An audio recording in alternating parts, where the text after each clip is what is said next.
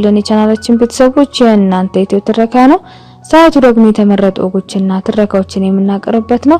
ባለፈው ሳምንት ፕሮግራማችን የነጻነት ባሮች ክፍል 60 ማቅረባችን ይታወሳል።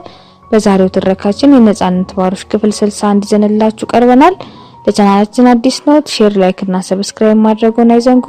የነጻነት ባሮች ክፍል 61 እንደሚከተለው ይቀርብላችኋል። እሱንም አውቃለሁ የጠራሩን ትርጉም ነበር እስካሁን ያላወኩት። አቦ ጠራራ የሚል ትግርኛ ዘፈንስ አውቶ የለ ጅሎች።